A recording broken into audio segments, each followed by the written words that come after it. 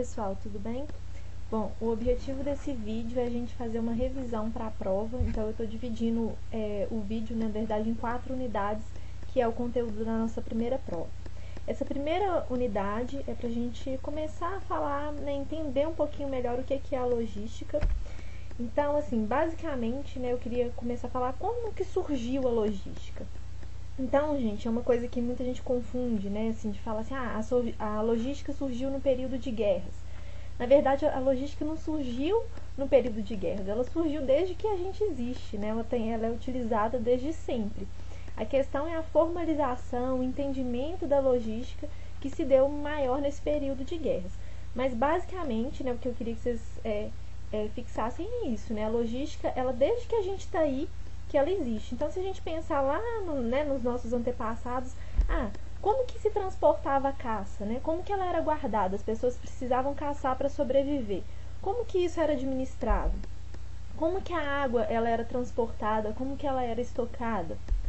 Como que a gente conservava os alimentos para as épocas de baixa produção, né? Então, tudo isso daí, a nossa sobrevivência estava ligada com conceitos da logística, né?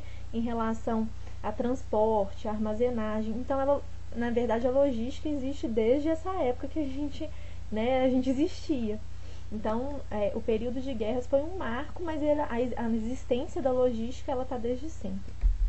Bom, se a gente pensar lá, né, no escambo, quando a gente trocava os produtos entre as comunidades, né, a logística também estava inserida ali. Então, imagina só, uma comunidade produzia muito milho. Eu não ia consumir só milho, né? Eu precisava de outros alimentos.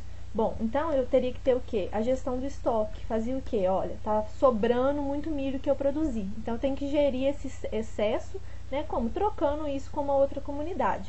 Então eu trocava o milho pelo arroz, pela carne. Então fazia, né, esse escambo para poder sobreviver. Outra coisa que era extremamente importante, como que eu ia conservar esses produtos? Né? Uma determinada comunidade caçava, tinha carne, eu tinha que armazenar aquele produto até chegar na outra comunidade, então que fosse conservando com sal, como que eu teria que manter aquele alimento até a época de eu entregar para uma outra comunidade, né? Como que era feito o transporte, qual que era a principal rota que eu ia fazer, qual que era o melhor caminho que eu ia traçar para, né, chegar naquela outra comunidade que eu ia trocar meu produto. Então, toda essa parte aí lá da nossa história, a gente já tinha os conceitos de logística, né, sendo aplicados no dia a dia.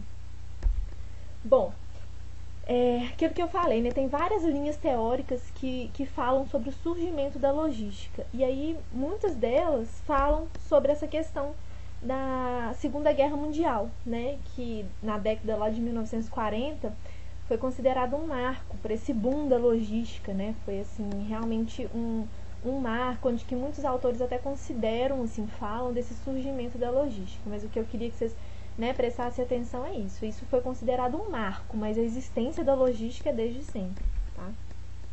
Então a logística ela foi mais valorizada, né, e tomou-se consciência da sua importância nesse período de guerras, apesar dela já existir muito antes, tá?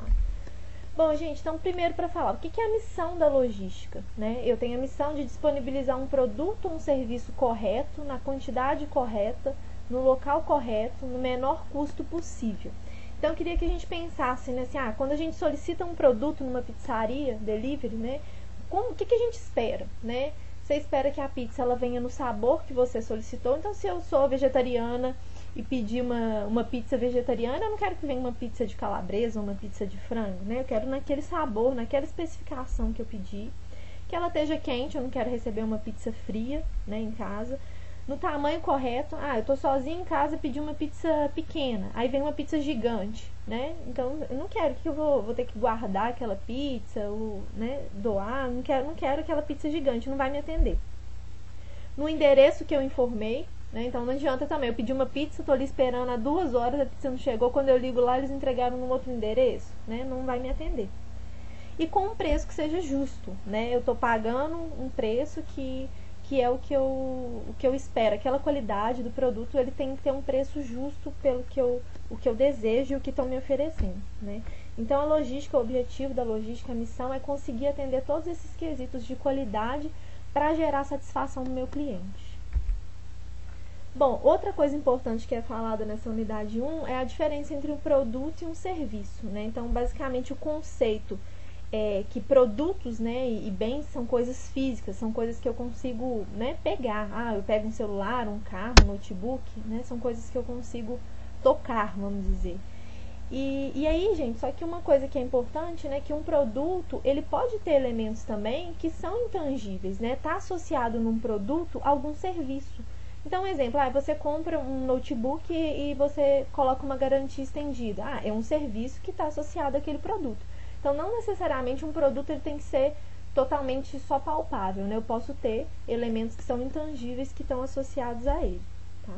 E o serviço é um trabalho que é realizado para alguém, né? O serviço ele já não é uma coisa palpável. Bom, então entrando um pouquinho, né, especificamente nas características de um serviço, né? Eu tenho 4 características aqui que são importantes de serem citadas.